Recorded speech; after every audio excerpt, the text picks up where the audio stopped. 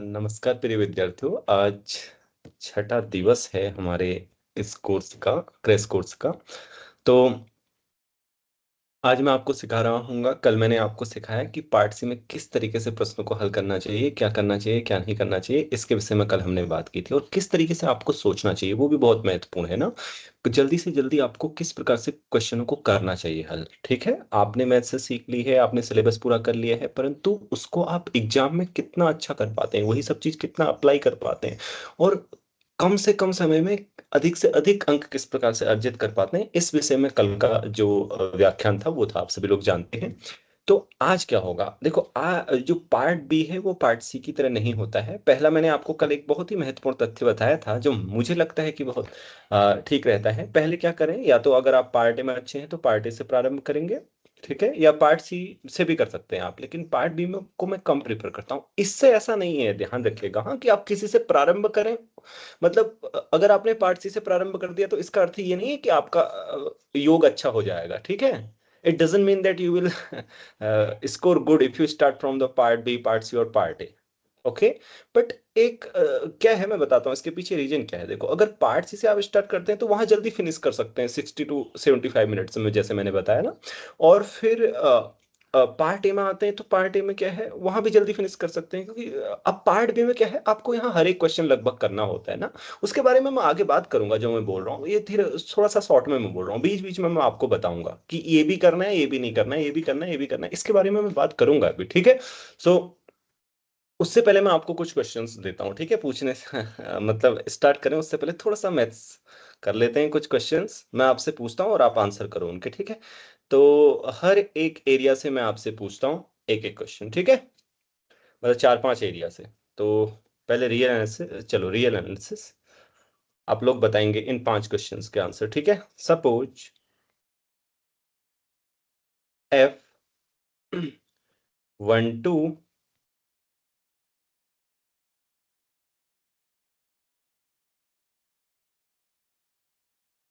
to R be a continuously differentiable function, okay, then f is uniformly continuous, पहला है। Second, abstract algebra से, ठीक है, abstract algebra से पूछता हूँ एक क्वेश्चन, आपको आंसर करना है सिर्फ, ओके, बताओ कि ये सही है, फिर उसके बाद हम पार्ट बी स्टार्ट करते हैं, ठीक है। ये स्टार्टर हैं प्रॉब्लम्स। तो एब्स्ट्रैक्ट अलजेब्रा से रिंग थ्योरी या ग्रुप थ्योरी, बताओ कोई, anyone. Ring theory, group theory. अरे यार सारे लोग अनम्यूट हैं, ओके सॉरी, म्यूटेड है, कोई बात नहीं। किस में ज्यादा रिएक्शन आते हैं, ग्रुप थ्योरी? अच्छा, एक रिएक्ट करो इफ यू वांट। सारे मतलब, ओके चलो ठीक है। रिंग थ्योरी, अच्छा अब रिंग थ्योरी, रिंग थ्योरी के लिए हाथ खड़ा कर दो। नहीं नहीं, सारे रिएक्शन मिक्स हो जाते हैं, मुझे पता लग गया कितने लोग। अच्छा।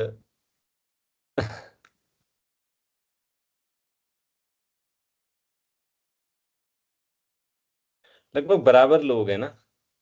चलो, तो मिक्स कर देता हूँ मैं, ring theory plus group theory कर दूं, ठीक है ना। अच्छा रहेगा ना, ring theory plus group theory, हाँ। एक पूछता हूँ आपसे। सो does there exist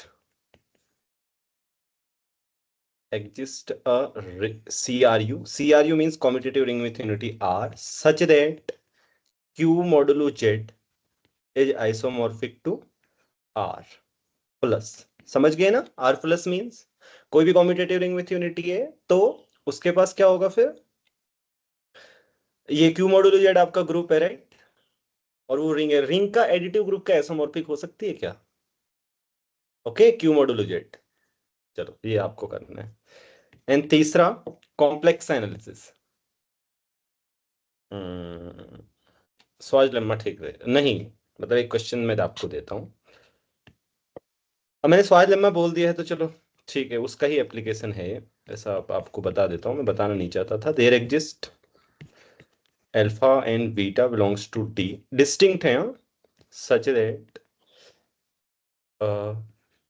F alpha equal to alpha, F beta equal to beta. I mean, can you determine F? What can you say about F? ठीक है, what can you say about F? Four, तीन हो गए differential equations. Okay, consider the IVP F y dash equal to fy. F is continuous and continuously differentiable. चलो variable solution of, और y zero पर zero, y zero value लेता है। हाँ, solution of above IVP are monotone. Okay,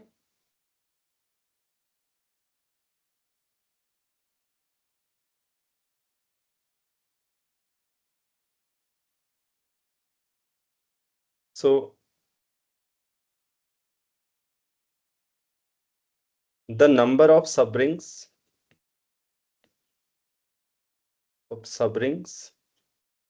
as satisfying this. Okay, 5, 6, linear algebra, right?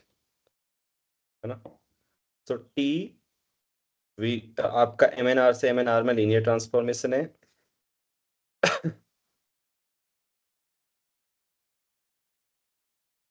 Defined by TX equal to AX, matrix multiplication by a fixed matrix A. Okay, characteristic polynomial of T क्या हो सकती है, इसके बारे में बताओ। चलो 6 questions हैं, आप पहले इनको थोड़ा सा, इनमें से एक ही क्वेश्चन आप लोग पकड़ लो जो आपको इंटरेस्टिंग लगता है। मैं आपको 5 मिनट देता हूँ पहले के, वो आप करो, या आप सारे कर सकते हो तो करो, फिर आप घर में बैठ के करना। ठीक है, फिर उसके बाद मैं आपको पार्ट भी सॉल्व करना सिखाता हूँ।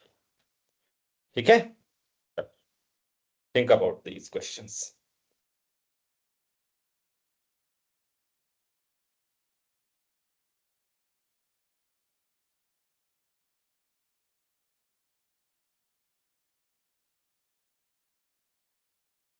इधर जिसको सारे आते हैं वो हाथ खड़ा कर लेना।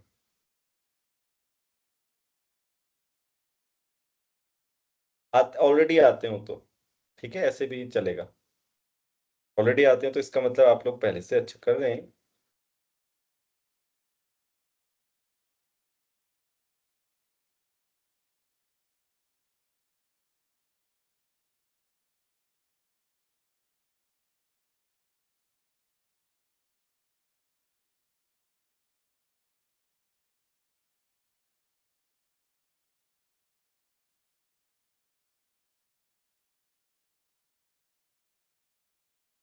अरे टोपोलॉजी का नहीं लिखा मैंने, सॉरी सॉरी सॉरी। मैं आसान क्वेश्चन देता हूँ चलो आपको टोपोलॉजी का। MNR में टोपोलॉजिकल स्पेस है, सबको पता है ना? Identify it with Rn²। Okay, so इसका वो सेट मान लो M2R है। ओके, चलो A belongs to R, M2R, eigen values of A are real.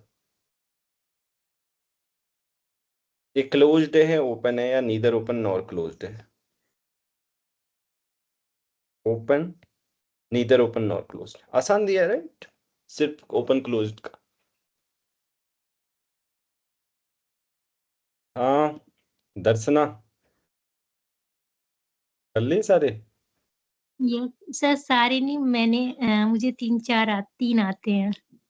कौन कौन से तीन? सर ये पहला वाला, और सर ये छठा, और ये पहला वाला, चौथा। तीसरा वाला, और तीसरा सर चौथा? मैंने आपका क्वेश्चन प्रॉपर सुन नहीं पाया क्योंकि मेरा फोकस पहले पे चला गया था इसको सॉल्यूशन सोचने में। नहीं, चौथा तो सर आपने पढ़ाया तो वो आ रहा है।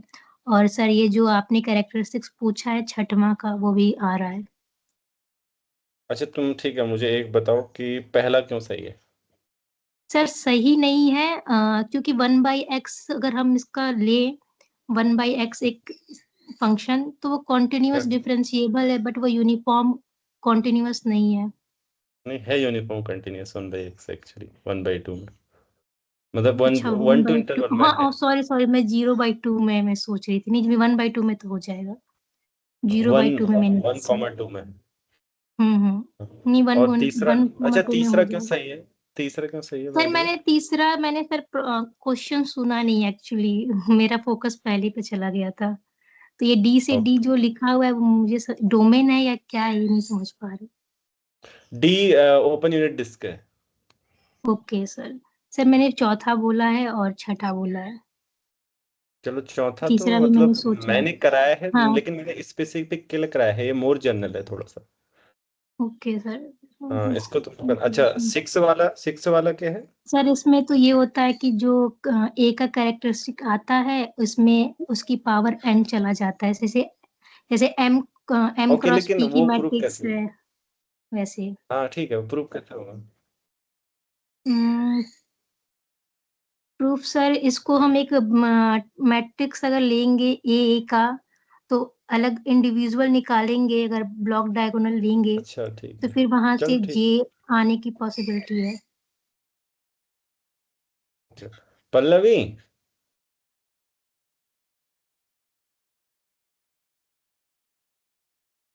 हाथ खड़ा करो पहले, रेज योर हैंड। हाँ, तुम्हें तो पता ही है मैं क्या प्रश्न पूछने वाला हूँ ना, उत्तर दो।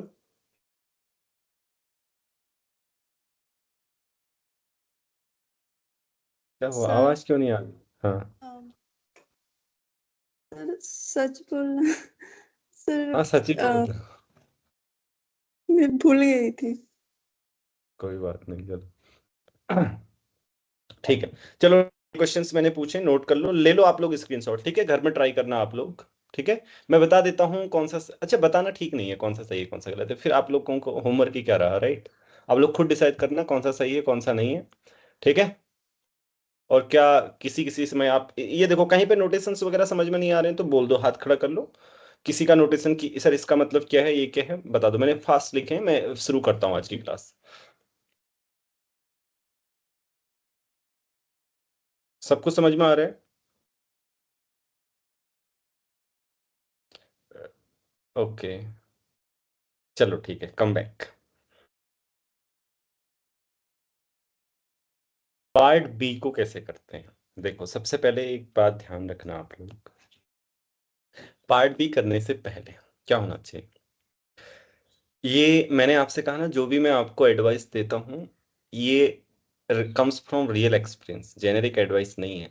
ठीक है, तो बहुत गंभीरता से इस बात को लेना। और मैं केवल अपनी ही आपको बात नहीं कर रहा हूँ, मेरे मतलब आसपास बहुत सारे टॉपर्स रहते हैं, मतलब जितने भी मेरे फ्रेंड हैं लगभग सारे टॉपर हैं।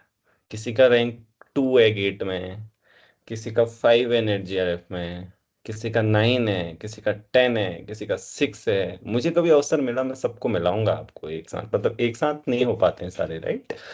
और मेरा खुद 4 और 9 है, तो सबसे मैं बात किया हुआ हूँ।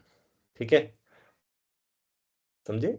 मैंने पूछा है उनसे आखिर बात क्या है, कि कैसे कैसे हम अपने स्कोर को मैक्सिमाइज करें और क्या हमें नहीं करना चाहिए वहां पे। ठीक है, तो सबसे पहली बात आप लोग ध्यान रखना, पहला अजम्पशन क्या है कि आपको पाठ्यक्रम सही से आना चाहिए। अब मान लो कि आता ही नहीं है तो फिर कैसे करोगे ना, आपको पता ही नहीं है, मैं बात कर रहा हूँ सुप्रीमम ये होता है, आपको सुप्रीमम ही समझ नहीं आता। मैं स्वाज लेम्मा की बात कर रहा हूँ, आपको स्वाज लेम्मा क्या होता है सही से समझ नहीं आता। अब देखो स्वाज लेम्मा के स्टेटमेंट आने से स्वाज लेम्मा नहीं आता है, ये ध्यान रखना आप। उससे संबंधित बहुत अच्छी अच्छी प्रॉब्लम करने से और अच्छा अच्छा उसका एप्लीकेशन करने से तब जाकर सही दिमाग में वो आता है। एक एग्जाम्पल दे रहा हूँ सिर्फ आपको समझाने के लिए ना, तो अगर आपका सब कुछ सही से पढ़ा हुआ है तब आप अपने एग्जाम को कैसे स्कोर को कैसे मैक्सिमाइज करेंगे। एक बात और, कई बार आप लोग पढ़ने के बाद भी आपके अंदर आत्मविश्वास नहीं होता, मैं पूछता हूँ आप 150 नंबर लाओगे बच्चों से, आप 20 सही करोगे, आप 20 उस मतलब पार्ट्स में 20 सही करोगे, वो माइंड सेट ही नहीं है आप लोगों के पास। क्यों डरते क्यों हो? मतलब तुम लोग, तुमने पूरी तैयारी करके रखी हुई है, अब तुम ये मान के चल रहे हो कि हम इतना सही नहीं करेंगे। तो अपना कॉन्फिडेंस लेके जाओ, माइंड सेट पॉजिटिव लेके जाओ, ठीक है, एग्जाम में जब भी जाते हो, एंड ऐसे डर के नहीं जाना है कि गलत हो गया तो क्या हो गया। कई बार मुझे बताते हैं ना, मैं पूछते रहता हूँ स्टूडेंट से क्या समस्या आपको आती है, तो कुछ लोग बोलते हैं कि भाई देखो हम एग्जाम में बैठते हैं तो थोड़ा सा एक दो क्वेश्चन गलत हो जाते हैं तो थोड़ा सा घबराहट होने लगती है, फिर पता नहीं गलत हो गया क्या हो गया। कोई बात नहीं, एक दो गलत हो जाने से थोड़ी पूरे आपके स्कोर कार्ड का डिसाइड होता है। 200 नंबर में से सिर्फ आपको कितने 60% मेरिट जा रही है देखो। 120 मान के चलते हैं हम, 60%। और तुम लोग कई सारे 80% वाले टॉपर भी हो ना इसमें, यहाँ पे बैठे हुए हो नहीं हो, अपने एमएससी में टॉप किए हो, कोई गोल्ड मेडलिस्ट हो, कोई कहीं हो, कोई कुछ हो। और गोल्ड मेडलिस्ट होना कोई जरूरी नहीं है मतलब नेट जेआरएफ की परीक्षा टॉप करने के लिए, ठीक है, ये मैं आपको बता देता हूँ। तो वहां पे क्या है, एक दो गलत हो जाते हैं कोई बात नहीं, एक दो क्वेश्चन नहीं आते, इट्स ओके, ठीक है। पहले अपना एरिया ब्रॉड होना चाहिए, सब कुछ किया हुआ होना चाहिए। जो नहीं आ रहा है स्किप करो, जो आ रहा है करो। लेकिन पार्ट बी में ऐसा नहीं है। पार्ट बी में तो क्वेश्चंस क्या होते हैं, कोई भी क्वेश्चन मैंने नहीं देखा, अगर आप अच्छी तरह करके गए हो, आपको अच्छा अनुभव है, आपने बहुत अच्छी प्रैक्टिस की है, अच्छा सीखा हुआ है, अच्छी बुक की एक्सरसाइज सॉल्व की है, अच्छी अच्छी लेकिन ऐसा नहीं क्या इजी इजी करके गए हो, नेट के क्वेश्चन कर लिए फिर अगले वाले नेट के नहीं हो रहे हैं। क्योंकि वो तो क्या होता है ना, तुम नेट के क्वेश्चन तीन तीन चार चार बार करते हो घर में बैठ के, तो वो फैमिलियर हो जाते हैं भाई, वो रेड टाइप के जाते हैं, तो उससे एक गलत आत्मविश्वास हमारे अंदर आता है कि यार हाँ हम कर पा रहे हैं। ऐसा एक्चुअल एग्जाम में जब बैठते हो तो तुम्हें पता है ना क्या होता है फिर, समझे या नहीं समझे। तो इसलिए हमें और चीजें भी करनी होंगी, एक ही चीज को बार बार रिपीट नहीं करना है। पार्ट बी में लगभग क्वेश्चन हो जाते हैं, कोई भी क्वेश्चन ऐसा नहीं होता है कि जो नहीं हो रहा था एग्जाम में। मेरा ये अपना खुद का अनुभव है, मैंने पहली बार एग्जाम दिया तब भी, ठीक है, लास्ट बार दिया तब भी, मैंने पार्ट बी में कभी कठिनाई कठिनाई नहीं पाई किसी क्वेश्चन से कि ये नहीं हो रहा है, ये बहुत कठिन है। हाँ कुछ आसानी से। तो करना कैसे है देखो, पार्ट पहले आपने पार्ट सी कर लिया, पार्ट ए कर लिया, या फिर दो किसी भी ऑर्डर में स्विच कर लो, आपकी इच्छा है, ठीक है। और ये पूरी आपकी इच्छा है, आप किसी भी पार्ट से शुरू करो, मतलब ऐसा नहीं है कि आप ऐसे करो। लेकिन मेरी सलाह अगर मुझसे पूछोगे किससे करें तो पार्ट सी से। अगर आपकी प्योर मैथ्स अच्छी है और नहीं है तब भी पार्ट सी से ही करना, ऑब्वियसली नहीं है तो फिर पढ़ के अच्छी करना। तो वहां अच्छा करके आओ, फिर पार्ट बी में आओ या पार्ट ए में आओ या पहले पार्ट ए करके आओ, ठीक है। तो मेरे अनुसार पार्ट बी बीच का या लास्ट का, ठीक है। बट ये कोई मतलब वो नहीं है हार्ड एंड फास्ट रूल के ऐसा ही करना होगा। सो सी, चलो स्टार्ट करते हैं और स्टेप बाय स्टेप लेता हूं मैं क्वेश्चन, आईडी वाइज ले रहा हूं। पहले रियल क्या है, जैसे ये क्वेश्चन आपके सामने आया, ये क्विकली सॉल्व हो सकता है, बहुत ही ज्यादा क्विकली। देखो मैंने पढ़ा इसको, कंसीडर द सेट, ऐसे रैशनल नंबर का सेट जो इसको सेटिस्फाई कर रहे हैं। तो यहां पढ़ते ही मुझे नीचे चारों ऑप्शन दिखाई दे रहे हैं, सुप्रीमम के बारे में पूछा है इस सेट के। तो यहां मैंने क्विकली इसको देख लेना है कि यार ये तो एक इंटरवल है, राइट, √2 + 1 √2 - 1, ठीक है। तो यहां से ये है x, तो यानी कि x मेरा यहां आ जाएगा, इस इंटरवल में आ जाएगा 0। इन्फिमम पूछा नहीं है तो ये तो गलत हो गई, क्योंकि इन्फिमम तो 0 आ गया उसी समय, ऊपर वाले दो में से एक सही है, ठीक है। अब इसका मैं क्या कर लेता हूं, वो कर लेता हूं रैशनलाइजेशन। तो नीचे तो 1 आ रहा है, तो दोनों में 1 आ रहा है, ऊपर √3 आने का कोई चांस ही नहीं है, तो ये सही है। मैं कैलकुलेशन भी नहीं करूंगा इवन, समझ रहे हो आप क्या है। देखो 0 नहीं आ रहा है, नहीं आ रहा है वो मुझे पक्का पता है, तो 3 और 4 गलत हो गए। पहला वाला सही हो ही नहीं सकता, √3 कहां से आएगा भाई। तो कैलकुलेशन इज नॉट रिक्वायर्ड, ये इजी क्वेश्चन है, ठीक है। और ये भी लिखने की जरूरत नहीं है इवन, अगर आप ऑप्शन देख लो, ये जो मैंने लिखा है ये रिडंडेंट है, रिडंडेंट है ना, नहीं है रिडंडेंट, इसको लिखने की जरूरत क्या थी, मुझे पता है √2 - 1 वहां ले जाऊंगा, सारे √2 के टर्म आ रहे हैं, सुप्रीमम उसी में आएगा। अब लेकिन कर लेना, ठीक है, कई बार तुम ऐसा सोचे गलती भी कर ले, तो इतना देख लेने से कोई नुकसान नहीं हो जाएगा, ठीक। अब आता है ये वाला, इसको मैं कैसे सोचूंगा, मेरे सामने आएगा और ऐसे ही मैं सोचूंगा, ऐसे नहीं है कि घर में बैठ के मैंने अलग से सोचा हो कोई, ठीक है, या मैं तुम लोग को लेक्चर देता हूं तो फिर मैं कोई तैयारी करके थोड़ी आता हूँ, मैं तो सीधे आता हूँ, अपने काम से आता हूँ, बैठ जाता हूँ, ठीक है। एक्सपीरियंस है मुझे, मैंने आप लोग को पढ़ाया है इसलिए। तो एग्जाम में देखो इसको कैसे सोचेंगे, लेट एस, ये आपके सामने ये क्वेश्चन आया, ठीक है, x is greater than 1 and ये आपका 22 से ग्रेटर होगा कितनी वैल्यूज के लिए, ऐसे पूछा है, which of the following is true about s। नीचे ऑप्शन s की कार्डिनलिटी के बारे में है, वो मुझे पता है, ठीक है। देखो चारों ऑप्शन यहां से एकदम पता चल जाता है ना, s is empty, bijection with all about cardinality. ठीक है, पार्ट बी के क्वेश्चन की वो देखो कितने इजी हैं, ऑल अबाउट कार्डिनलिटी। अब मैं इसको कैसे देखूंगा, मुझे पता है कि भाई देखो ये पहले से सबको पता होता है, नहीं पता है तो आप मुझे बताओ। अगर मैं आपसे पूछूं P x by Q x, आप में से कितने लोगों को इसका क्विक पता है कि इसकी लिमिट क्या क्या होगी करके, मतलब पहले से पता है कि इसकी लिमिट क्या क्या होगी। अगर आप पॉलिनोमियल देखते हो, देखते ही बता सकते हैं कि इसकी लिमिट क्या होगी। आप में से कितने लोग हैं ऐसे, हाथ खड़ा करो। कोई भी पॉलिनोमियल मैं बोलूं कि अगर आपके सामने पॉलिनोमियल का कोसेंट हो एंड यू कैन क्विकली, या it's limit is this, right, because you have already done this, right. आपको पता है नीचे वाले पॉलिनोमियल की डिग्री अगर बड़ी होती है तो लिमिट क्या होती है, 0, और ऊपर वाले पॉलिनोमियल की डिग्री बड़ी होती है तो लिमिट क्या होती है, प्लस माइनस इन्फिनिटी, जो भी आएगा। ठीक है, वो कोफिशिएंट पे डिपेंड करता है। एंड दोनों की डिग्री बराबर होती है तो ऊपर वाले का कोफिशिएंट ओवर नीचे वाले का कोफिशिएंट। यस और नो, सबको पता है ना। ये मतलब क्विकली ऑलरेडी पता होता है, आई मीन टू से इसको बताने की कोई जरूरत नहीं, नहीं पता है तो फिर आप फंसोगे। अब यहां पे मुझे दिख रहा है कि ऊपर वाले की डिग्री बड़ी है, और ये ऐसा है एक्चुअली, इसको मैं कैंसिल कर सकता हूं, ओके। ये इसकी लिमिट इन्फिनिटी आ रही है, जैसे ही मैं इन्फिनिटी की ओर जाऊंगा इसकी लिमिट इन्फिनिटी आएगी। तो एक स्टेज के बाद में इस फंक्शन को 22 से बड़ा कर सकता हूं, because this is approaching infinity. So एक स्टेज के बाद ये पूरा बड़ा हो जाएगा, जो भी वो स्टेज है, से कि वो अल्फा है इस तरीके से, तो एक्स बस इस तरीके से आएगा। समझ में आ रही है ना, इतना पार्ट तो आपके एस में आएगा एटलीस्ट। समझ में आ रही है बात, एक स्टेज के बाद तो इन्फिनिटी की ओर जा रहे हैं, तो 22 से तो बड़ा हो ही जाना है वो। तो फिर ये वाला गलत हो गया, ये वाला भी गलत हो गया, क्योंकि जिसके अंदर इंटरवल है ना वो अनकाउंटेबल होता है। And there is a bijection between S and, ये भी गलत हो गया, ये सही है। आपको कंफर्म करने की जरूरत नहीं है कि बाइजेक्शन जाएगी या नहीं, या क्या एक्सप्लिसिट फॉर्मूला होगा ईटीसीटी से।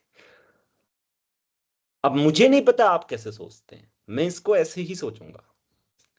और पहली बार मैंने देखा है तो मैंने ऐसे ही सोचा था। ये एग्जाम की टेक्निक है। और ये पार्ट बी के क्वेश्चन ना 1 मिनट 2 मिनट से ज्यादा नहीं है, अगर घर में अच्छी प्रैक्टिस हो तो 1 मिनट 2 मिनट से, आप मेरा यकीन मानिए। और प्रैक्टिस जब मैं कह रहा हूं तो मैं वो प्रैक्टिस नहीं कह रहा हूं, प्रैक्टिस का मतलब ये मत समझ लेना कि नेट के क्वेश्चन 5 बार किए हैं। I am not talking about that practice, I am talking about hard work. किस लेवल तक आप प्रॉब्लम्स कर रहे हो घर में बैठ के, किस लेवल तक आपके अंदर मैथमेटिक्स की चीजें डाइजेस्ट हो चुकी हैं। ठीक है, ये ध्यान रखना आप लोग। चलो ये मेरे सामने क्वेश्चन आया, let C be the collection of all sets S such that the power set of S is countably infinite.